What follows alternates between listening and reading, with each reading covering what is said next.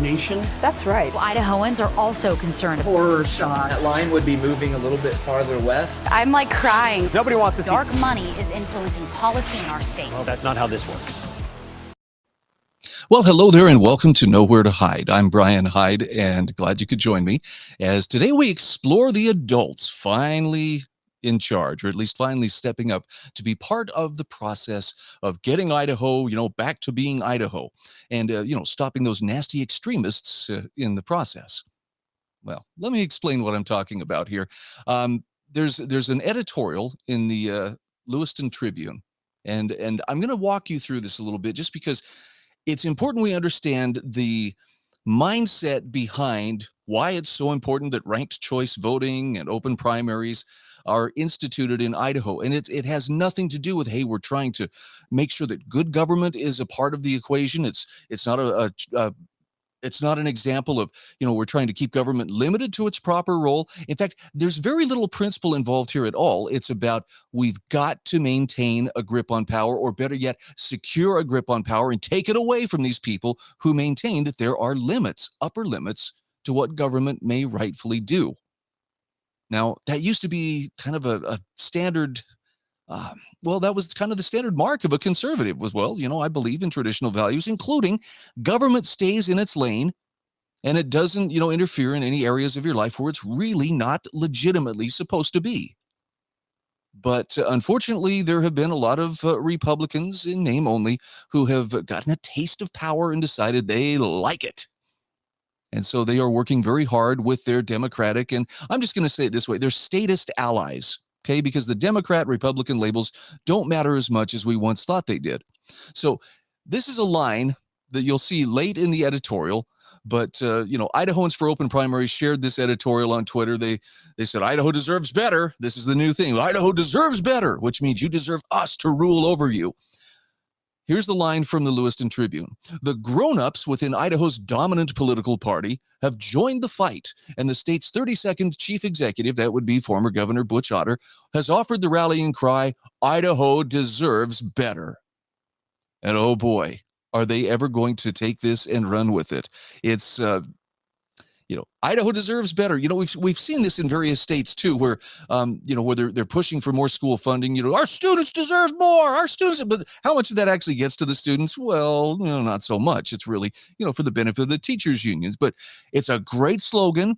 Idaho deserves better. Who could possibly disagree with it? It's just, what do they mean by better?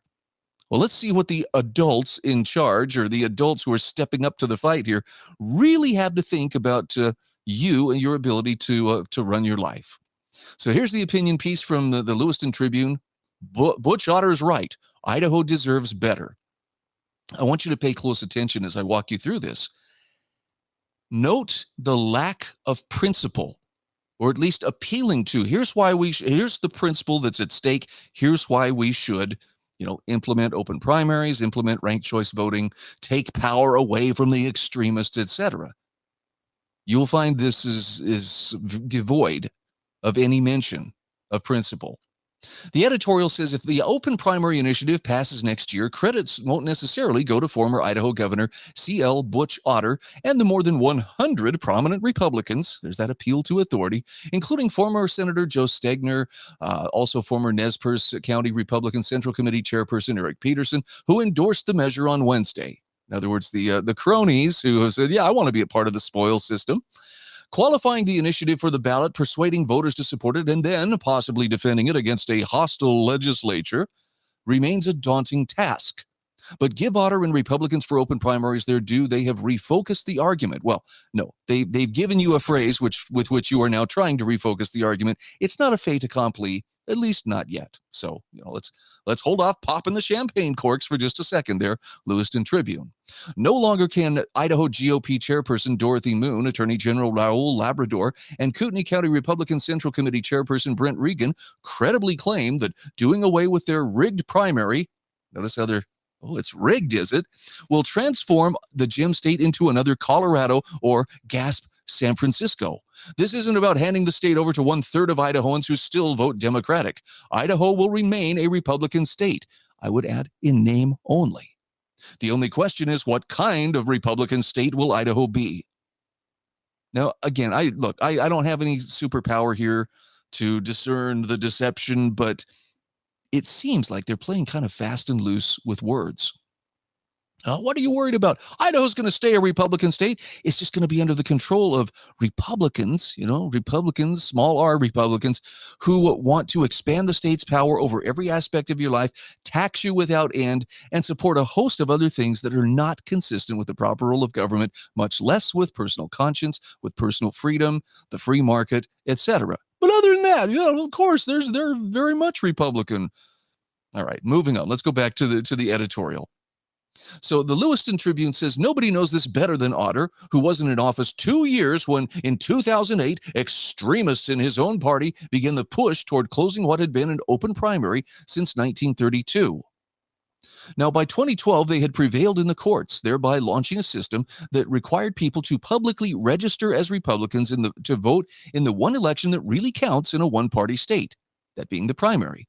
Non-affiliated voters could register at the polls, but it meant publicly disavowing their independent status, and anyone who had registered as a member of another party was effectively locked out. Now, what this also means is people couldn't just sign up, wink, wink, yes, I'm a Republican, and then go vote for, the least likely candidate to gain any traction to act as a spoiler. In other words, it made it more difficult to game the system. And that's actually a good thing, unless, of course, you really want that power.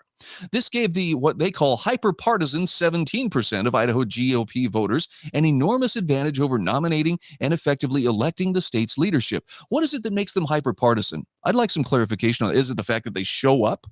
Is it the fact that they participate?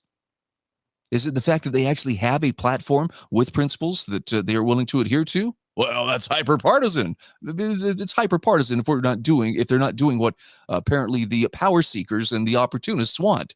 That's how Janice McGeehan, nominated with less than 29% of the vote in a 5-way primary contest, got elected lieutenant governor in 2018.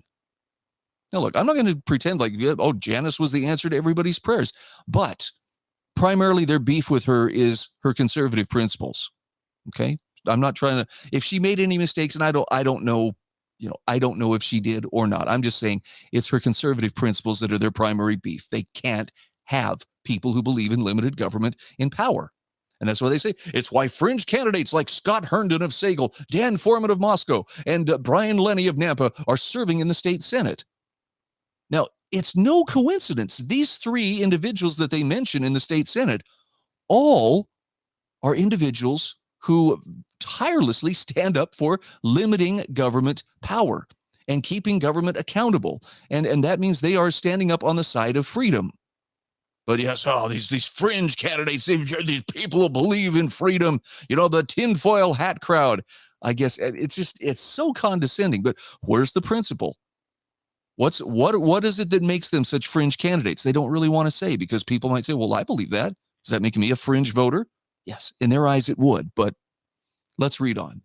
In response, the Idaho Coalition for Open Primaries, which includes Reclaim Idaho, which I might add, overwhelmingly donates to Democrats, not to Republicans. They're not a conservative organization. In fact, they're very anti-conservative if you look at how they vote with their wallet. Veterans for Idaho Voters, and now Republicans for Open Primaries. All power seekers, all opportunists, has pursued a constitutionally valid way to reopen the primary by removing parties from the process. Okay, they're being a little bit honest here, maybe more honest than they intended, but removing parties from the primary means we are creating a uniparty. At least that's what they would like to do. And that uniparty is so much easier to gain because the lines are actually blurred. Nobody really knows, well, who stands for what. And, it's a popularity contest, which really politics, that's essentially what it is a popularity contest. But it's easy to fool the masses. And the more you can muddy the waters by pouring more candidates in there. California found this out with their open primary a few years ago when Arnold Schwarzenegger was elected governor. I mean, you had a porn star, you had all kinds of wackadoodles in there, running for the governorship. And it doesn't necessarily mean that the ones with the best principles are going to rise to the top. It's the ones with the most money, which in this case is going to be those with the best lobbyists or those who are backed by IACI or other, corporate interests. They're the ones who are going to have the advantage, not necessarily the ones who are principled. And this is all I'm asking is, Do these principles matter or not? Or are they really just, fringe concerns? I know how the Idahoans for open primaries would answer, but that's something I'm asking you to consider for yourself. There would be no registration by party, no voter suppression. Oh, we're going to play that card, are we? Yes, it's going to keep people from showing up and participating. The choices you make remain private. And part of the reason that they remain private is because you are drowned in a sea of the masses. Your vote is watered down to where it's meaningless. The top 4 vote getters in any primary contest, regardless of party affiliation, would advance to the fall general election. All they have to do is game the system to get to the candidates in there that they want. In November, an instant runoff or ranked choice voting would determine the outcome. Voters state their first, second, and third preferences. If no candidate captures an outright majority, the least successful drops out, and the second and third preferences are split among the remaining candidates until someone reaches a majority. Okay, that's pretty complicated, right? I mean, there was a time where you would go and cast your vote as one person, one vote, and it was very straightforward. They count the votes, and that's how we see how, someone fares. This requires an extra degree of complication, an extra degree of strategy, and to whose advantage is that? Okay, now maybe I'm speaking out of turn here. Which candidates do you think the media is going to portray as, oh, they're just a fringe, extremist, unelectable, dangerous, scary? And which ones will they peddle as, oh, yes, the more moderate choice? It's the statists every time that are going to have the advantage under such a system. Which means that, yes, we will become like San Francisco. It may take a while, but we will be moving that direction very steadily with each statist or collectivist candidate that applies this system and manipulates it and games it, as activists do, to their advantage.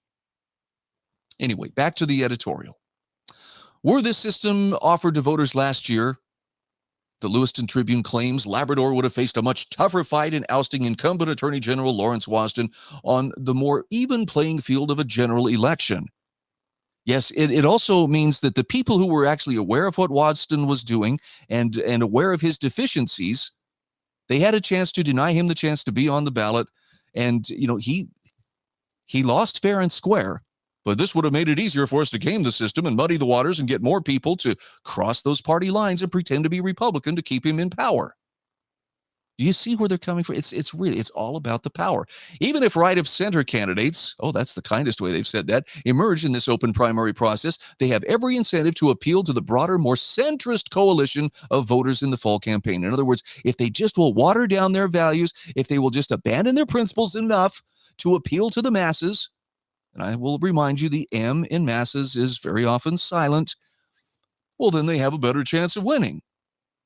It seems very clear, yes, because the masses can be persuaded to support things that they really don't understand, whereas engaged voters, those who would actually take the time to declare an affiliation and participate in a closed primary, are probably a little more certain about who they are and what they stand for. Otter and his fellow Republicans for open primaries are a different matter. Now, this is rich. A known commodity for Idaho voters. They boiled the question down to this. Do you want to hand over Idaho's future to a Republican Party leadership that has, and here's their laundry list of, these are the horrible things they've done, censured 14 House Republicans and Governor Brad Little because they defended librarians against book-banning fanatics. Yes, they enabled the placing of absolutely salacious, deviant material in public school libraries as well as public libraries and to be made available to children in the name of diversity and fairness and we've got to celebrate everybody. No. They weren't defending against book banning fanatics. They were defending against people who were standing up against political correctness, which clearly those 14 House Republicans and Governor Brad Little lacked the backbone to do. I get it. It's scary. The woke crowd, presents a pretty formidable front, and they can make a lot of noise. But where's your backbone, gentlemen and ladies? The answer is you have none. And that's why you support things that are indefensible, and you try to defend things that are indefensible, like putting nasty, indoctrinating material like this that's intended to bend kids' understanding of human sexuality in a very unnatural and unhealthy direction. They've also silenced the voices of the Idaho Federation of Republican Women, the Idaho Young Republicans, and the Idaho College Republicans. This refers to certain procedural changes within the Idaho Republican Party in which there were some members that had voting privileges and there were some that did not. And what it did was it assigned those voting privileges based on the responsibilities carried. It wasn't a matter of, oh, well, we've got to put these people in the corner and take that away. There were some people who said that they should have an undue influence for their numbers, and the Idaho GOP did not go along with that. It hauled lawmakers such as Representative Lori McCann of Lewiston before a tribunal, an inquisition of GOP Central Committee members for the offense of representing their voters. That's not why she was questioned. That's not why she was called on the carpet. It's because she was abandoning the party platform. Now, again, yeah, you got to represent your voters, but if you would better represent them as a Democrat, then by all means, change your affiliation. At least be honest about it. You can't have your cake and eat it too. You need to choose one side or the other. Basically, you've got one foot in two different canoes, and they're going in different directions. Make a choice. Here's a fun one, too. Took a wrecking crew to North Idaho College in the West Bonner County School District. Yes, and do you want to explain how exactly that happened? Basically, leftists have worked very hard to take over both of these institutions, and suddenly they found themselves challenged. Their grip on power was challenged, and it was people more, how can I put this, right of center, more conservative, more traditional in their thinking, and the leftists absolutely have lost their minds. By the way, they're going to lose their minds even further in the near future. Is it necessary to do so? Probably not, but that's just kind of how they operate. They flirted with the idea of blocking even more moderates and independents from voting in their primary. Exactly. If those moderates and independents are gaming the system and pretending, yes, I'm a Republican, in order to come in and muddy the water, in order to game the system, in order to get more collectivist candidates elected. I mean, look, this is all just spin, and the way that they're phrasing it, it's absolutely calculated to make this sound like, my gosh, why they were also kicking puppies and they were kicking crippled children down the stairs every chance they got. It was horrible. Okay, so spare us the dramatics. All right, turn off the waterworks. Which would you prefer, asks the Lewiston Tribune? State leadership focused on your concerns, education, jobs, and growth? How about someone who's focused on keeping government in check so it doesn't lock down the economy, so it doesn't tell me that I cannot meet with my family members, that I cannot even go to church, that I can't show up for my job, that I can't make a living, tells me that I'm non-essential, tells me that I have to take this jab, I have to wear this mask? What about that? Education, jobs, and growth mean very little if you have no freedom to actually make determination as to what you want to do with your own life. If you lack self-determination, I'm sorry, you're a prisoner in a pretty comfortable prison, but you're still a prisoner. So is that the Idaho you prefer? One focused on your concerns? Your concerns? Wink, wink. Say the people in power, or the people who would like to be in power, rather. Or one that gets bogged down fighting over school vouchers, school choice, competition in schooling our children, critical race theory, which is being taught to our children, and undermining public health initiatives. I think I touched on that earlier about what those health initiatives did, which was absolutely nothing to stop the spread of a respiratory virus, which was not going to be stopped by politicians' words on paper. Do I sound a little bit animated about this? Well, I am. Because these are the kind of power seekers who upended and destroyed people's livelihoods and mental health. They're not the least bit repentant about it, and now they're demanding that they need to be back in power because we're the adults. We're the ones who are in charge.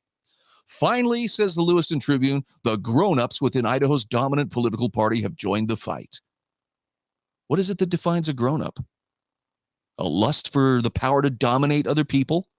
If that's how you define a grown-up, then count me out. I'll stick with the kids who understand what freedom is and what proper government is. And the state's 32nd chief executive has offered the rallying cry, Idaho deserves better. Yes, what do we deserve better? Better chains? Better straitjackets?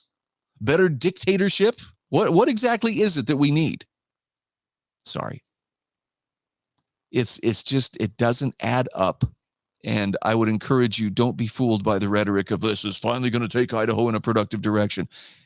The goal here behind the open primaries and ranked choice voting is simply to take Idaho in a direction where statists and collectivists of whatever party, whatever persuasion, have a much freer hand to do what they want to do.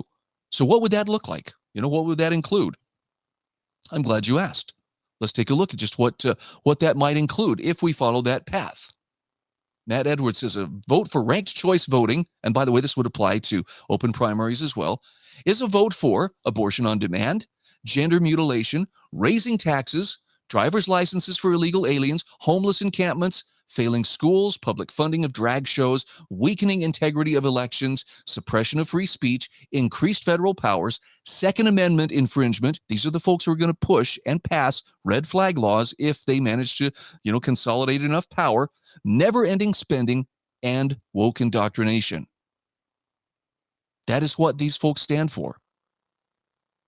That's the thing they're trying to tell you. Doesn't really exist, but if it did, it would be a good thing because they want to implement it. And it makes it a lot easier if you can fool the masses into going along just enough to give them that majority. So they'll see, this is what we want. This is what we all want. No, this is what power seekers and opportunists want. Their next job is to try to convince you that's what you want too. I don't think you want a boot on your neck, and it doesn't matter if it's a left foot or a right foot. Who wants a boot on the back of their neck telling them everything they can do and demanding, give me more money, hand it over? I want government that is in its proper role, that ensures that I stay free, not that's ruthlessly micromanaging every single aspect of my life. So where do these ideas take hold? Well, it's in school, largely. And I got to share this with you. Just, I know it's going to sound like you got this vendetta against Shiva Rajbandari, but I really don't. But I got to point this out. Here's his arrest photos from a climate rally he was taking part in New York City earlier this week. Now, if this guy was standing up for freedom, he'd be getting the Ammon Bundy treatment by most of the corporate media in Idaho. But no, he's a darling. Look at this brave young man. He's a school board member, and he's out there getting arrested for the climate. Here's what he says. I was proud to partake in the mass civil disobedience at the Fed today alongside hundreds of fearless activists from across the country. Ah, yes, young communists. They don't realize that's what they are, but that's exactly what they're embracing. Playing by the rules hasn't worked. So in the tradition of the French Revolution and the Jacobins, we're going to throw the rules out. Whatever we say is righteous is righteous. Biden must end fossil fuel finance and declare a climate emergency now. So yeah, let's just get rid of fossil fuels. Your standard of living is going to drop. Yes, your life expectancy will probably drop. And of course, by declaring a climate emergency, the federal government will be able to exercise extraordinary powers over your life that it hasn't yet exercised. I mean, what could possibly go wrong with something like that? All right. Look, I think Shiva means well. I think he probably is a well-intended 18-year-old. No, I guess he's 19 now. But he's a darling of the media because he embraces all the right left-wing causes. And I don't know if he realizes this or not. Maybe he's consciously aware of what he's stumping for, but I thought this meme actually pretty accurately depicts, what Shiva and those who were there protesting with him are all about. Climate change will kill us if we don't implement Marxism immediately. So someone offers an alternative. Okay, how about nuclear power? I don't want nuclear power. I want Marxism.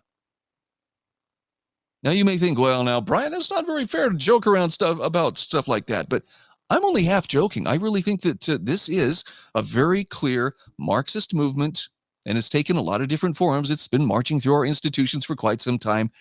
It's not going to stop. All right, I have to share this one with you. This is just kind of a funny, we've heard a lot in the last few weeks about how, it's terrible how Idaho makes it so difficult for women to get an abortion here because of its unreasonable abortion laws. And, Kelsey Morris is all over this. She's a reproductive rights reporter and looking for people. She's actually soliciting people. Please tell me about your story of how hard it was to get an abortion. Check this out. Someone had shared this on X, formerly Twitter, yesterday. I just accidentally watched a show called FBI Most Wanted. It's basically a talentless version of CSI.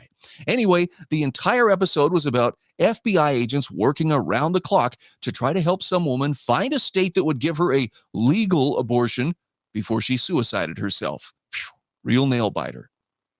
Okay, so let's talk about the public education aspect of this, specifically school choice, which they call vouchers, but education freedom works like grocery freedom. This is I believe it's from Ron at the Idaho Freedom Foundation, and it is a marvelous piece. This was published back in January of this year. I'm just going to share a couple of quick excerpts here because he uses a really great analogy. What if Idaho did groceries the same way it does public education? Each community would have a local grocery district. Families would be assigned their local grocery stores. Everyone would get the same groceries in the same amounts. Now, many would mistakenly think the food is free because there would be no charge at the public grocery store. All groceries would be funded by local property taxes, state income taxes, lottery money, and even the federal government. Sound good? All right. He goes on. So let's go deeper. Families would only have a small variety of choices. Grocery stores would constantly ask for more funding to maintain even the limited food offerings. They would complain about the lack of money for buildings and grocer pay. They would form public grocers unions to protect the workers from local grocery boards who, they say, care nothing about groceries and grocers, but only about cutting workers' salaries. This is stacking up pretty nicely here. Idaho would probably spend less on food than most other states, and that would be viewed as a lack of commitment to quality food. We just don't care about the consumers, they'd say. Public grocery stores would include selections based on what's best for interest groups and not what customers want. Perhaps the stores would offer infusions of woke cereals. Because it's Idaho, probably too many potato products. Very few people would be happy with their local food choices or quality. Nutrition and satisfaction would suffer. Now he goes on to say the solution, big government would team with big food and demand greater investments in quality public grocery stores. If families demanded better choices, the lame answer would be, if you don't like your local grocery stores, you can always choose private ones. Private food stores like Albertsons would be around, but for anyone wishing to shop there, they'd have to pay out of pocket for the groceries, in addition to paying for the public groceries they prefer not to consume. That would be called choice. And then he goes on to tell us, some people would rightly recognize the public part of the food process is the problem. Public grocery stores just aren't incentivized to increase quality and cut costs. In fact, they are disincentivized because more spending is always deemed superior to less. Despite underperforming, the public grocery stores would be praised for their caring and great work in the face of perpetual underfunding. I mean, the analogy holds up well. Public grocery store critics would be accused of hating food, hating families, or hating public grocery stores. Dissenters would be roundly thrashed because, after all, didn't we all grow up benefiting from public grocery stores? You didn't die. You're nourished. Something must be working right in the public grocery stores. Going back to a fend-for-yourself system would endanger those least capable of affording groceries. Now, some might suggest another option. Why not give competition a try? How about food savings accounts, where money set aside for each family's grocery budget follows individuals and families to wherever they shop, rather than trapping them within a broken food system? Families could spend their public food dollars how they wish, either at public food stores or Albertsons or Joe's Market. And finally, he suggests, this way families who are dissatisfied with their residentially assigned public grocery store could find the best options for their needs without having to pay double. It might even make the public grocery stores try harder to make sure their consumers don't take all their dollars somewhere else. Given the dismal state of public grocery stores and how food matters so much to families, grocery freedom would certainly be worth a try. That's a very good analogy, and one that's well worth considering. You can go to idahofreedom.org to read it for yourself. I'm Brian Hyde, and this is Nowhere to Hide. Are biased, the Idaho Press Club are biased, all media, newspaper, radio. To be completely blunt here, Brian, and there are plans to expand indoctrination. That's right. Well, Idahoans are also concerned. Horror shot. That line would be moving a little bit farther west. I'm like crying. Nobody wants to see Dark money is influencing policy in our state. Well, that's not how this works.